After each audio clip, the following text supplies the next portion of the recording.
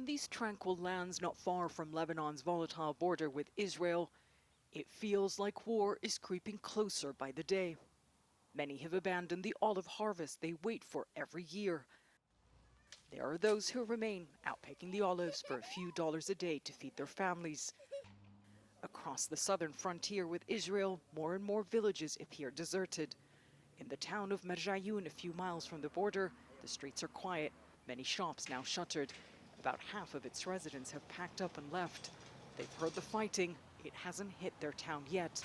But people here have seen it all before. Memories of the last big war with Israel in 2006 still raw. Nazira lived through that, Lebanon's civil war, Israel's decades-long occupation of southern Lebanon, and the country's economic collapse. This little bakery is all she and her family have to survive. We've been through enough. We've had enough. We're old people. Where do we go, she says. We brought up our families in poverty, and look at what we have to do now to live. We can't take any more.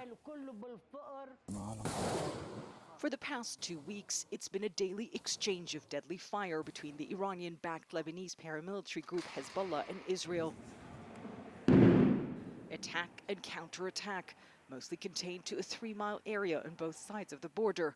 But the threat of an all-out war, calculated or inadvertent, is real. So real, it's already driven nearly 20,000 people out of their homes, according to the UN. In the southern city of Tyre, the disaster center is back up and running. They've had to deal with more than 6,000 who fled here. Local officials say as the fighting spills out of the red zone, all these now mostly emptied villages along the border, more and more are fleeing. We are afraid that the number will increase. We hope it will not happen, but we have to plan for the worst thing. The Israeli enemy, we can't sleep. We have to be always sleep with open eyes, as they said. Schools like this one have been shut down and turned into makeshift shelters.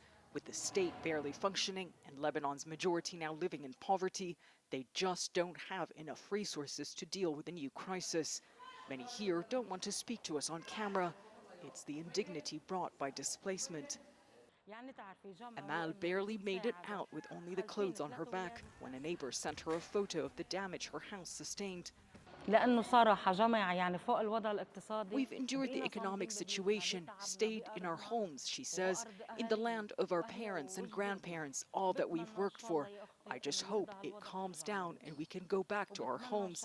We cannot take any more. Israel and Lebanon say they don't want another war, but with tensions this high and the two enemies so close, everyone is preparing for the worst. Jmana Karache, CNN, Southern Lebanon.